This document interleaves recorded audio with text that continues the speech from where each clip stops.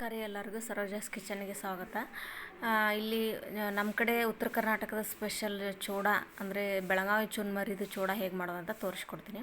First ಎಲ್ಲ ಬೆಳಗಾವಿ ಕಿಚನ್ಗೆ ಸ್ವಾಗತ. ಚುನ್ಮರಿನ ಇವತ್ತು ನಾವು ಸಂಜೆ ಸ್ನ್ಯಾಕ್ಸಿಗೆ ಈ ಬೆಳಗಾವಿ ಪಾತ್ರೆಗೆ ಎಣ್ಣೆ ಹಾಕಿ ಜೀರಿಗೆ ಸಾಸಿವೆ ನಿಮ್ಮ ಕಡೆ ಏನಂತೀರೋ ಜಜ್ಜಿರೋ ಅಂತ ಬೆಳ್ಳುಳ್ಳಿ ಒಗ್ಗರಣೆ ಹಾಕೋದಂತ ತೋರಿಸ್ಕೊಡ್ತೀನಿ. ಶೇಂಗಾ ಪುಟಾಣಿನ ಚೆಂದಾಗ ಸ್ವಲ್ಪ ಗೋಲ್ಡನ್ ಕಲರ್ ಬರೋವರೆಗೂ ಈ ಥರ ಎಣ್ಣೆಯಲ್ಲಿ ಕರ್ಕೋಬೇಕು. ಆಮೇಲೆ ಇದಕ್ಕೆ ಹಸಿ ಖಾರ ಅಂದರೆ ಮೆಣಸಿನ್ಕಾಯಿ ಪೇಸ್ಟನ್ನ ಹಾಕಿ ಸ್ವಲ್ಪ ಅರಿಶಿಣ, ಸ್ವಲ್ಪ ರುಚಿಗೆ ತಕ್ಕಷ್ಟು ಉಪ್ಪು ಹಾಕಿ ಕೈ ಆಡಿಸ್ಕೋಬೇಕು.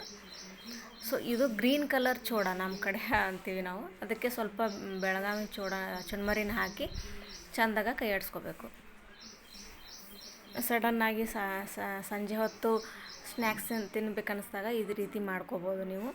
ಮತ್ತು ಮನೆಯಾಗ ಗೆಸ್ಟ್ ಯಾರಾದರೂ ಸಂಜೆ ಹೊತ್ತು ಬಂದಾಗ ಮತ್ತು ಮಳೆ ಬಂದಾಗ ಈ ರೀತಿ ಮಾಡ್ಕೋಬೋದು. ಮತ್ತು ಇನ್ನೊಂದು ಥರ ಯಾವ ರೀತಿ ಮಾಡೋದು ಅಂತ ತೋರಿಸ್ಕೊಡ್ತೀನಿ.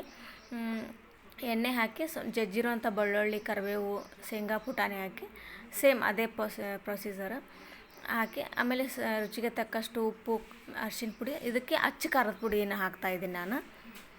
ಅಲ್ಲಿ ಹಸೆ ಖಾರನ ಹಾಕಿದ್ದೆ, ಇಲ್ಲಿ ಖಾರದ ಪುಡಿನ ಹಾಕ್ತಾಯಿದ್ದೀನಿ.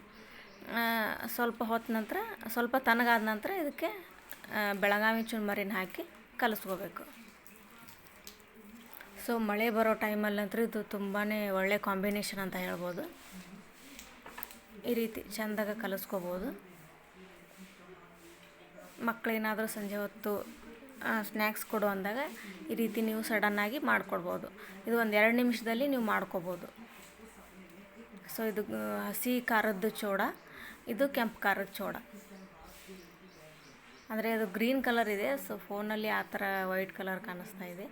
ನಿಮಗೆ ಯಾವ್ದು ಇಷ್ಟ ಆಯಿತು ಅಂತ ಕಮೆಂಟ್ ಮಾಡಿ ತಿಳಿಸಿ. ಸೊ ನಮ್ಮ ಚಾನಲ್ನ ಯಾರು ಸಬ್ಸ್ಕ್ರೈಬ್ ಮಾಡಿಲ್ಲ ಸಬ್ಸ್ಕ್ರೈಬ್ ಮಾಡಿ, ಒಂದು ಲೈಕ್ ಕೊಡಿ. Thank you for watching.